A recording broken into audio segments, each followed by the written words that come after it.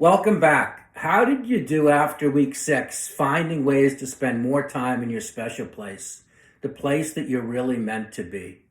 I hope that you're having some success with it. It's so important to spend more time doing the things you love to do and the things that you're better at than most people. If you're still struggling at it, keep working on it. It's so important to get to that special place. Always remember Oliver Wendell Holmes' quote, and I'll paraphrase: you don't want to go to your grave with your music still left in you. Now we're on to week 7. Focus on spending more of your time with positive people and less of your time with negative people. And I said last week 7 is when we really put the rubber to the road. We really have to decide how important it is for us to lead happier lives. Because this week you may have to make some changes in terms of the amount of time you spend with people you've known your whole life. And again, I encourage you to make that change, because if you live a happier life, you'll be teaching your kids to live a happier life as well. And then all throughout your generations, they'll live happier lives. We always learn from our parents. How do we determine if we need to make some changes in terms of friends and family and the amount of time we spend with them? Well, first, there's a very important quote that I want you to be aware of.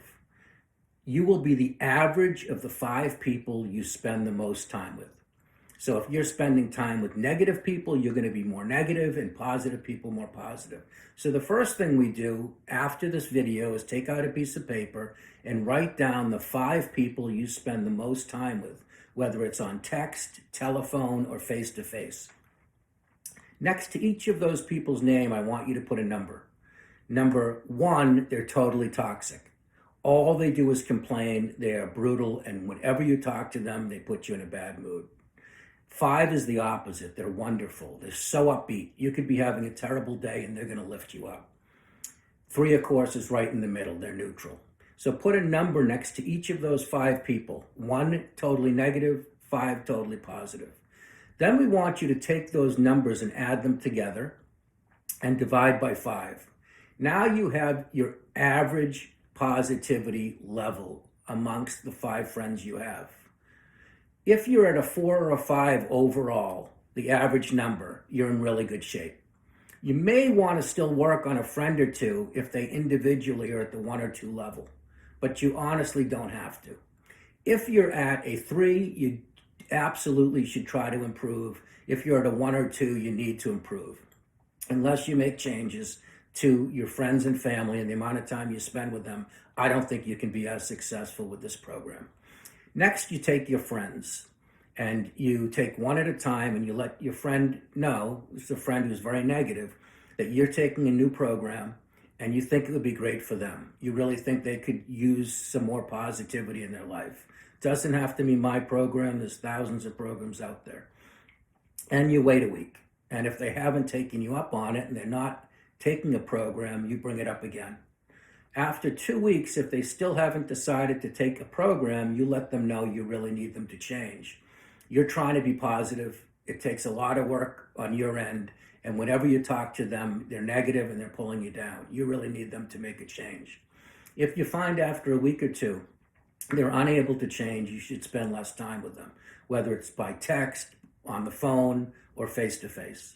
Family's different. You need to skip step 2. Again, step 1 is you want to recommend to that family member who's a negative, who's a 1 or a 2 on the scale, that they take a class, that they take a program like you're taking. And hopefully they will. If they choose not to, I don't recommend you tell them that you really need them to change, that they're negative, you're trying to be positive, and they need to be more positive when they talk to you. I think that will just lead to an argument. If they're not willing to take the program and they're very negative, you just speak to them less. Maybe instead of speaking to them 3 times on the phone per week, you cut it to 2. And you may find as you get more positive, you really don't want to talk to them more than once a week or even at all. You'll just find that out naturally. The next category is spouses. We often have problems when we take one of the spouse up to 4 or 5, assuming they were both at 1 or 2. So if you and your spouse were in a 1 or 2 and you were always fairly negative and you complain together, and now you've decided to get up to a 4 or a 5 and they're still at a 1 or 2, it's going to cause a lot of bickering within the family. So you really want to encourage your spouse to take a class as well. So that's it for today. I want to recap so you know exactly what you're supposed to do at the end of this video. Take out a piece of paper, write down the 5 people that you spend the most time with on the phone, texting, or in person. Rank each one of them on a scale of 1 to 5. 1, they're totally negative, they're brutal, they always bring you down. 5, they're positive, they're wonderful, you could be having a lousy day and they lift you up.